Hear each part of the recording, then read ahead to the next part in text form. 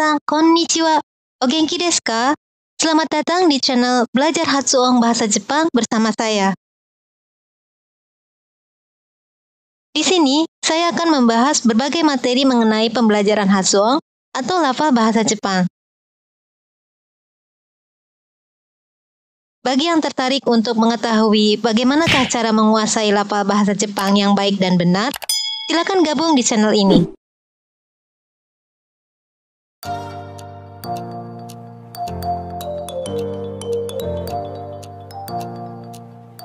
Pada kesempatan kali ini saya akan membahas mengenai Boing no Museika. Nah, minasan mungkin pernah melihat kalimat seperti ini. Watashi wa heni desu.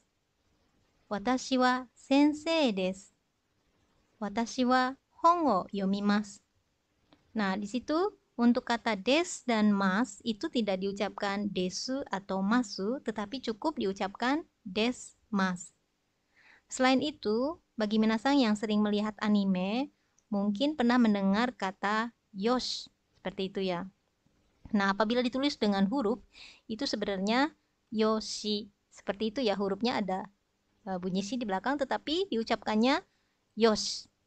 Selain itu, kalau di telepon, mungkin juga minasan pernah mendengar orang mengatakan mos-mos, seperti itu ya. Nah, ini pun kalau ditulis itu sebetulnya moshi-moshi.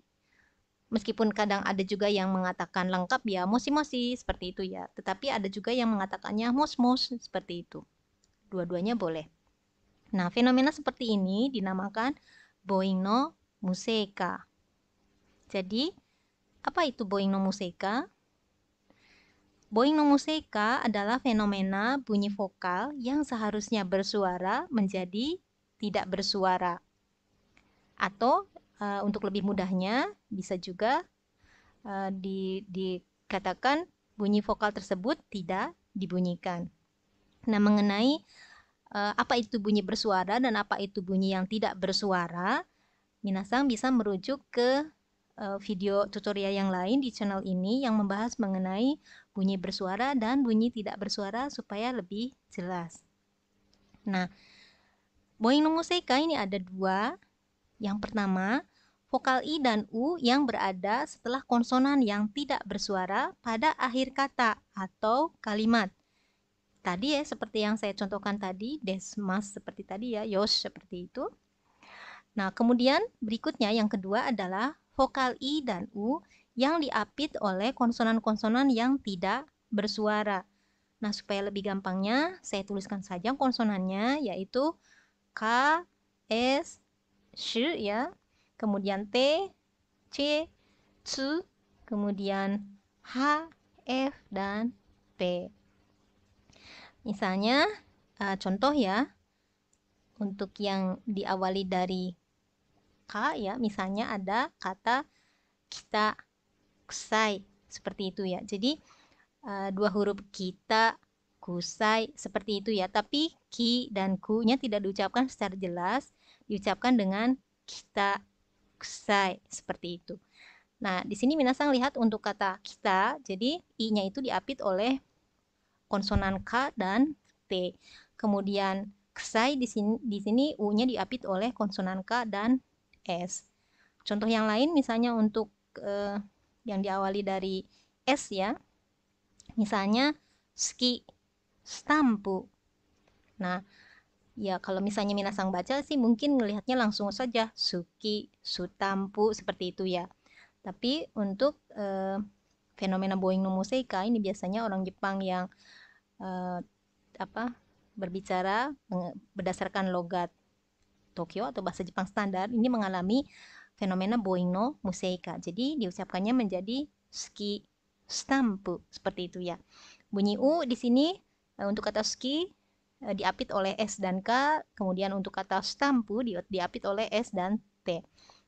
Nah, contoh-contoh yang lainnya ini masih banyak dan seperti tadi ya kita cara melihatnya. Jadi diapit oleh dua konsonan yang tidak bersuara. Misalnya untuk bunyi sh yaitu ada contoh ashita seperti itu ya, shikashi seperti itu. Kemudian untuk bunyi c ya, chikai, chiketto. Kemudian untuk bunyi tsu, misalnya tsukue, tsuki, seperti itu ya. Untuk bunyi ha, contohnya hito, hikoki, seperti itu ya.